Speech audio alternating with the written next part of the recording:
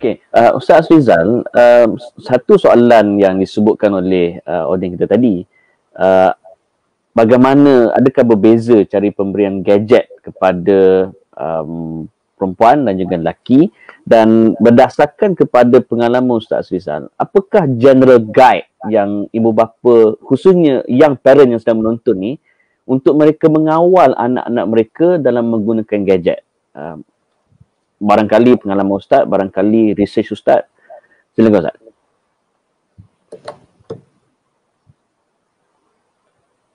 Mute Ustaz. Mute. Okey. Okey. Kalau nak kata research tu taklah, masih belajar lagi kan. Buku dah banyak, research tak ada lagi kan.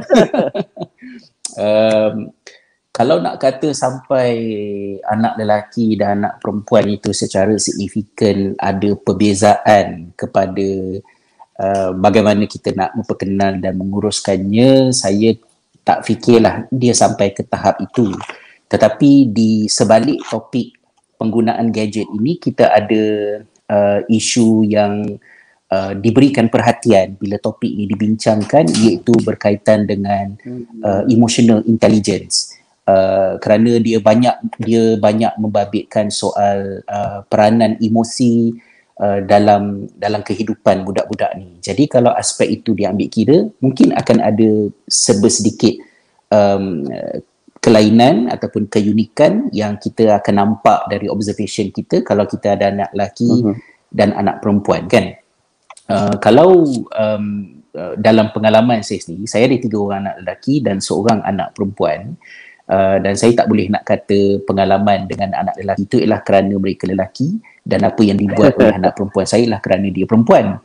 Tapi saya lebih memikirkannya sebagai mereka sebagai individu yang unik lah. Bagi saya, bila saya sampai di Finland dan saya mula secara aktif masuk ke mazhab memberi handphone kepada anak-anak, maka bermulalah perjalanan untuk kita kena equip diri kita dengan knowledge untuk boleh support mereka. Kami telah menempuh pengalaman-pengalaman yang biasa-biasa dan pengalaman-pengalaman yang ekstrim. Pengalaman yang biasa-biasa ni maksud saya macam biasalah, tidur, ada kecenderungan nak tidur lambat, lepas tu meluangkan banyak masa dekat handphone. Jadi benda-benda tu kita kena selesaikan. Begitu juga dengan pengalaman yang ekstrim. Pengalaman yang ekstrim ini dia pergi kepada ketentuan Allah SWT di beberapa bulan selepas kami tiba di Finland. Kami sahabat baik kepada anak kami telah mengambil tindakan untuk membunuh diri.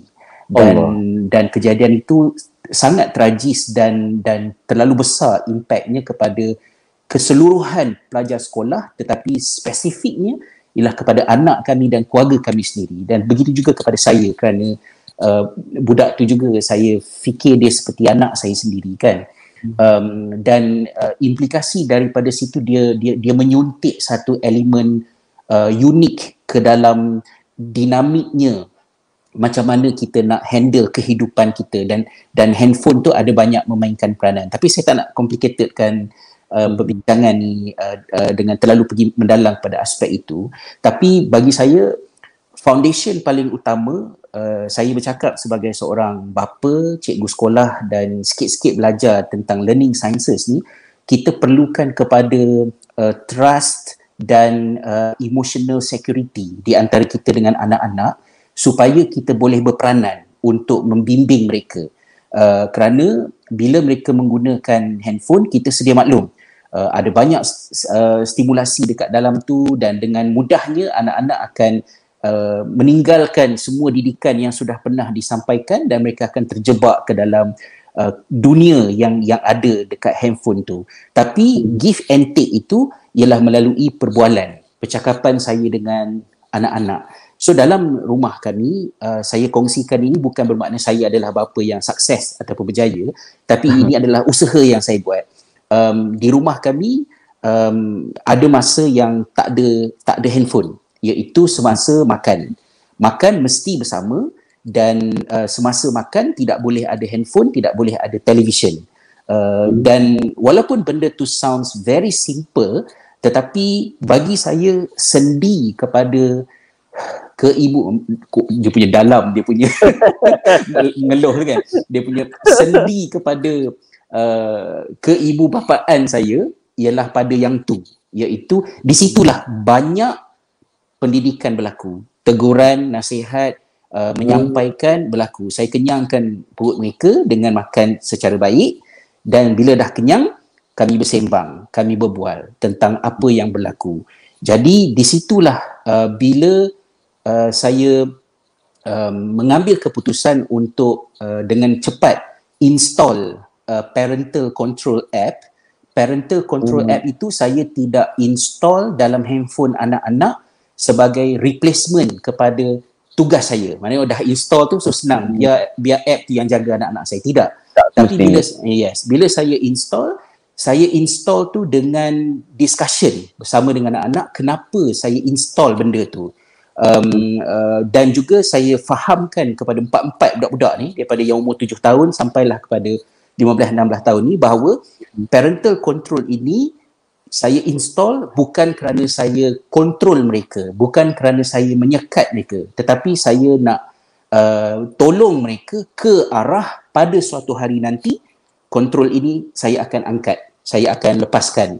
Tapi heading towards that, kita perlu ada bantuan daripada mak bapak. Jadi antara yang saya setkan ialah contohnya pada bila kami aim untuk budak-budak tidur pada pukul 9 malam ataupun pada pukul 10 lebih kurang macam tu, maka sejam sebelum waktu tidur tu handphone tu dah automatically lock. Jadi kemudian saya onkan semula handphone tu secara automatik pada pukul lebih kurang dalam pukul 7.30 pagi, iaitu selepas mereka dah bersiap. Kalau sebelum bersiap kan lambat nak bersiap sebab nak check lah apa semua benda ni kan. Dan benda ni bukan satu benda yang senang kerana kita yang buat.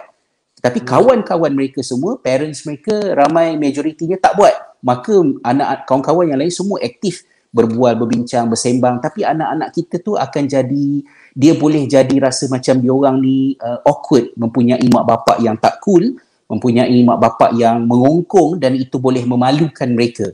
Therefore anak-anak kena subscribe kepada idea yang sama. Jadi bila saya kontrol, anak-anak saya tidak fikir kawalan itu adalah sebagai satu benda yang memalukan mereka, malah mereka to certain extent saya tak naklah sebut rasa bangga sebab macam dramatik sangat pula kan, tapi mereka accept benda tu.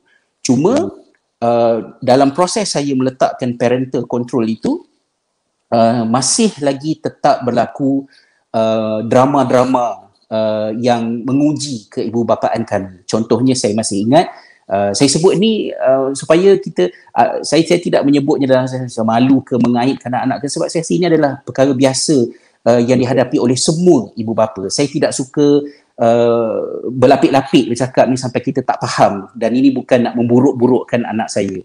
Bila pada suatu hari ketika kami tengah berbuka puasa di kedai pada masa tersebut, isteri saya balik ke Finland, saya masih ingat lagi masa makan tu saya beritahu kepada anak saya bahawa masa tu cuti sekolah. Jadi saya kata lepas raya nanti saya akan enforce semula handphone ini terkunci pada pukul 9 malam seperti sebelumnya. Masa tu dah beberapa bulan saya buka sikit lah.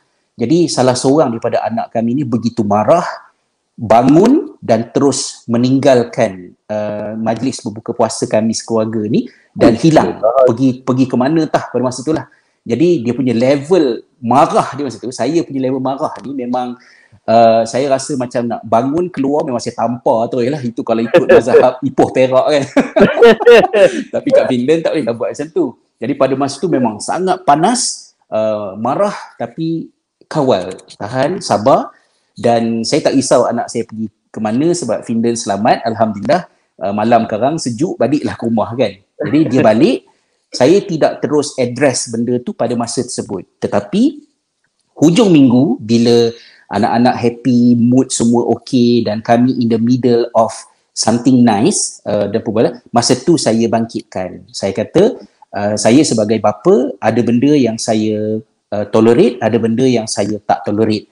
Kalau tak siap homework, kalau ada benda tak sesuai, ada pelajaran ke apa ke semua, kita boleh negotiate. Tapi dari segi sifat biadab, kewajar, itu antara benda-benda yang saya sukar untuk bersabar dan saya tidak boleh lepaskan. Maka saya kena address. Dan bila saya cakap benda tu, anak dengar dan dia boleh terima. Kerana pada masa tersebut, momen tu, emotional security tu ada. Ya, sebab anak tahu yang kita sayangkan dia, yang kita bercakap ni bukan membebel ke apa ke, tapi kita nak menasihatkan dia. So dia accept. Tapi jangan nasihat masa kejadian tu berlaku lah. Itu memang terbalik meja lah kalau benda tu kan. Jadi sekarang ni 2 orang anak kami sudah tidak ada lagi di bawah parental control. Saya dah lepaskan. Tapi sebelum saya lepaskan itu, ada sesi menyampaikan wasiat lah. Baik kan. Maknanya selepas ini, I think you are matured enough to understand about action dan consequences. Dan ini adalah perkara baik, perkara buruk yang akan berlaku. Perinciannya ada dalam buku Diary Abah. Saya sampaikan dalam bentuk cerita agar parents tidak terperangkap dalam jargon-jargon yang pelbagai. Basic asasnya ialah ibu bapa mesti secara aktif educate anak-anak. Sebab budak-budak ni kita jangan overestimate kemampuan dia untuk faham apa sebenarnya yang sedang berlaku. Dulu-dulu, research masa zaman televisyen yang doktor sebutkan tadi, ada beberapa research yang menunjukkan bagaimana kanak-kanak rasa hairan bila nampak ramai orang dalam televisyen. So dia fikir, macam mana orang ni ada dekat dalam kotak ni kan? So dia tidak dapat memahami bahawa itu hanya image. Malah dan dalam satu research tentang Sesame Street kan, ada seorang budak tu dia kata, jangan tipulah, sebenarnya saya tahu yang Big Bird tu hanya pakaian sahaja, dekat dalam tu sebenarnya burung biasa. Burung biasa. Kita ingat macam, okey budak ni pandai sikit lah, dia macam tu kan. Jadi benda ni berlanjutan sampai macam sekarang. Anak saya sudah 18 tahun, 16 tahun. Bila mereka ada communication online dengan pelbagai pihak, termasuklah melalui game contohnya, anak saya pernah percaya bahawa yang mengendalikan server tersebut adalah seorang ibu gamer yang cool kerana bermain game, dan saya kena confront anak saya, how can you believe that person is a lady age 40s cool enough to manage the server in your game? Mungkin dia tu lelaki 20 tahun, 18 tahun, 35 tahun, 50 tahun. Jadi anak saya walaupun dah mengikuti the best education in the world ke dekat Finland ke apa ke, tapi mereka adalah kanak-kanak. Mereka masih ada cabaran benda tu. So saya kena discuss, negotiate dengan mereka, construct balik reality. Termasuklah bila sampai kepada bab algoritma, macam dalam Social Dilemma dokumentari dekat Netflix tu, saya discuss dengan anak-anak, saya persoalkan balik kepada mereka, selera kamu dalam muzik, selera kamu dalam berpakaian, selera kamu dalam berbahasa, how much do you think that reflect the actual self of yours, ataupun kamu adalah mangsa manipulasi. So benda-benda ni dibualkan dengan anak-anak secara casual, kerana bagi saya inilah tanggungjawab keibubapaan pada abad ke-21 ini yang kita tidak boleh escape. Maaf kerana fokus saya banyak sikit ke anak remaja, kerana anak saya dah belasan tahun kan, terambil masa panjang sebab saya pulangkan balik. Minta maaf doktor. Pokoknya Ustaz dan juga doktor, maknanya ibu bapa dia tak boleh terlalu sibuk dengan kerja, pergi balik tanpa ada interaksi secara terus dengan anak-anak. Dan tak boleh 100% beriman dengan parental control di gadget.